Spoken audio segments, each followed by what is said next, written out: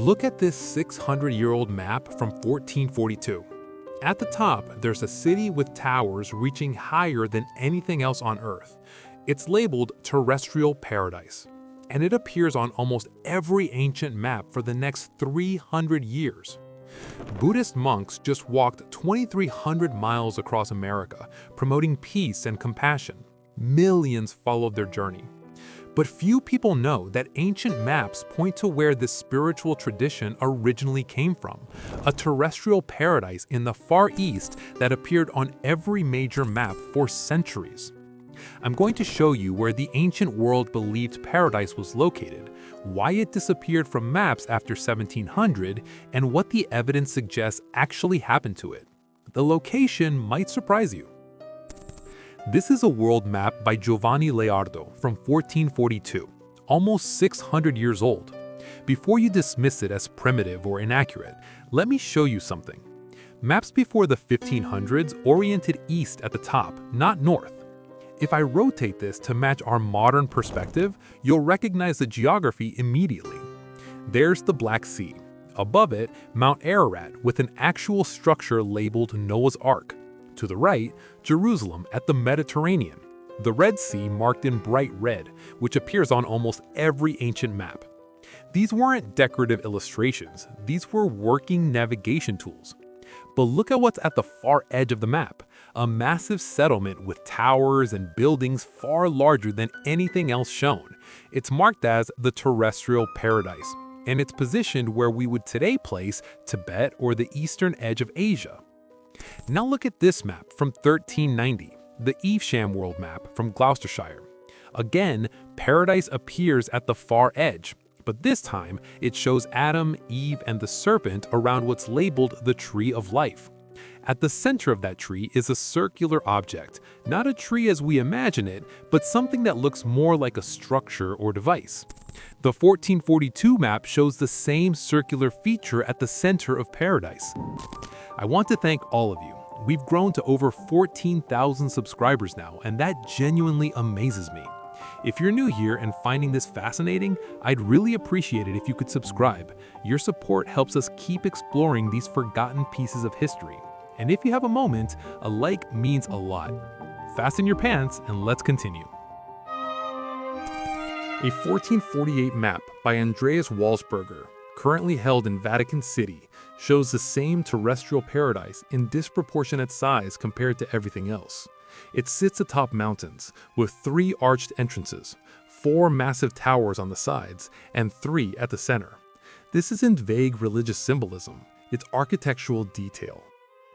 The consistent placement across multiple maps puts this location somewhere in what is today the Tibetan region, north of India.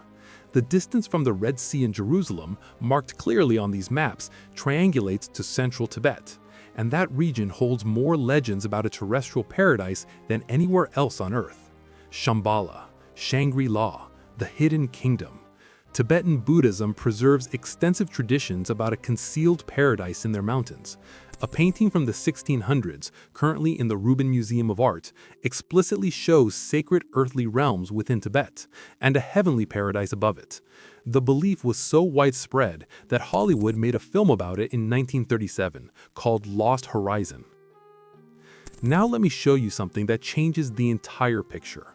This is the Epsdorf World Map from 1235. Look at it carefully.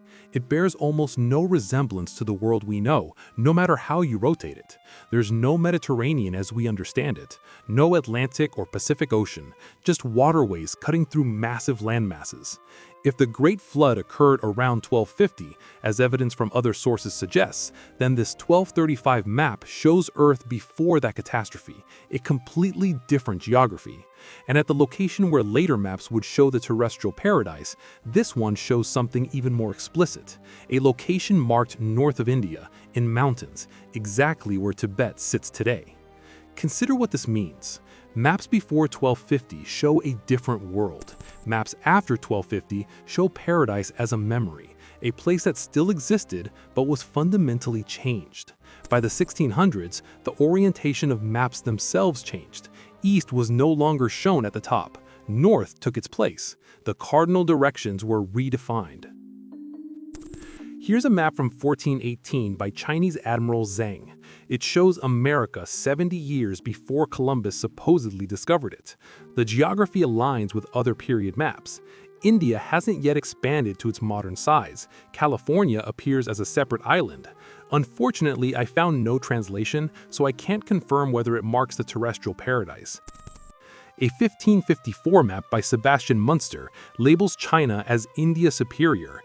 It shows California split off from the mainland, South America marked as a land of giants and cannibals, an Antarctic continent that wasn't supposed to be known yet, even New Zealand, here called Kalinsuin, which academics dismiss as mythical despite it clearly representing a real place. The pattern is unmistakable. Before 1700, maps showed a much larger known world. They showed places that mainstream history claims weren't discovered yet, and they consistently showed a terrestrial paradise in the same location. Then something changed.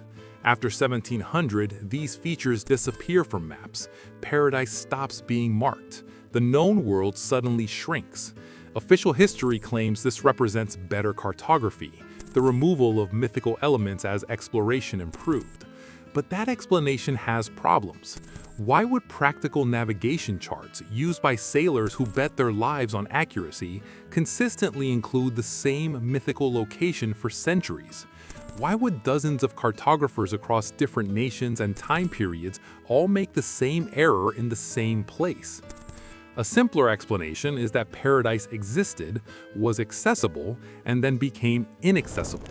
Something happened that cut off access to that region or changed it so fundamentally that it no longer served as the world's spiritual center. The shift from east-oriented to north-oriented maps isn't just convention. It reflects a physical change that occurred in the world.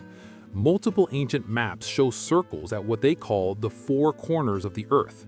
These might mark the original cardinal directions before the directional realignment. If the cardinal directions shifted, it would trigger catastrophic flooding. Massive land movements would cause tectonic upheaval. Coastlines would change. Mountain ranges could rise or sink. An entire geography could be transformed in a matter of decades or centuries. This aligns with accounts preserved in oral traditions across cultures. A great flood, a time when the sky changed, when the stars moved differently, when the world was fundamentally remade.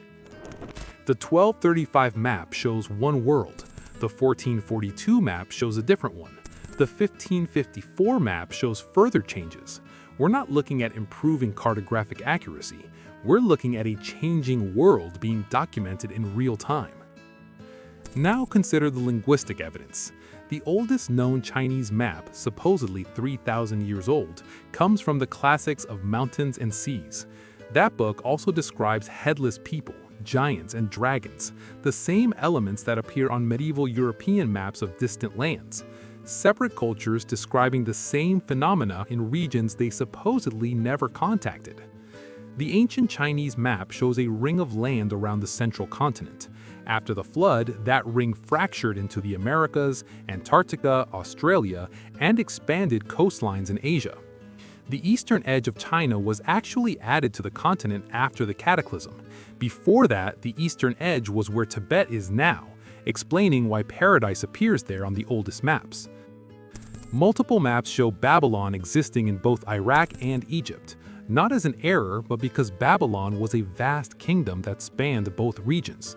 The same maps show Jerusalem with a Christian cross in 1442, despite official history claiming Muslim control of the city at that time. Either the cartographers were wrong or the religious divisions were taught were much more fluid than admitted. The Cotton World Map from 1040 shows several red waterways, not just the Red Sea. It marks the Golden Mountain north of India, another name historically given to Mount Kailash in Tibet, again the same location. The 1436 Bianca World Map shows 4 rivers flowing from the Garden of Eden, exactly as religious texts describe. Across from paradise, it marks the land of Gog and Magog, which some identify as ancient Mongolia. Near paradise, it shows the land of headless people, strange details that appear consistently across multiple independent sources. Every major religious and spiritual tradition traces its origins to this general region. Buddhism, Hinduism, aspects of Judaism and Christianity, Taoism, all point to the high mountains of Central Asia as places of profound spiritual significance. The ancient maps simply marked this belief as geographic reality. What happened to paradise? The most plausible explanation based on the maps is that it was physically transformed. The directional realignment that changed the world's orientation also changed the climate, accessibility, and perhaps the very nature of that region. What was once the most important place on Earth became isolated, hidden, or altered beyond recognition. Tibetan Buddhism preserves the teaching that a hidden kingdom exists within their mountains, accessible only to those of pure heart and intention. Not as metaphor, but as geographic fact. The monks who just completed their walk across America carry these traditions. Their 108-day journey echoes the sacred number in their practice, connecting modern devotion to ancient knowledge. The maps tell us paradise wasn't just a spiritual concept, it was a place, a city with towers and architecture, a center point from which civilization radiated outward, a location so important that every cartographer for centuries made sure to mark it, even as the rest of their maps showed varying levels of accuracy. After 1700, paradise disappears from maps, not because we learned it was myth, but because something made it inaccessible or unrecognizable. The same period that saw radical revision of maps, the suppression of certain historical narratives, and the establishment of the version of world history we're taught today. The monks walking for peace across America represent a tradition that preserves the memory of paradise. Their practice originated in the mountains where ancient maps placed the terrestrial paradise. Whether they consciously know this or not, they're carrying forward something that maps once showed as the center of the world. Share this with someone interested in forgotten history, and check out the other videos on this channel.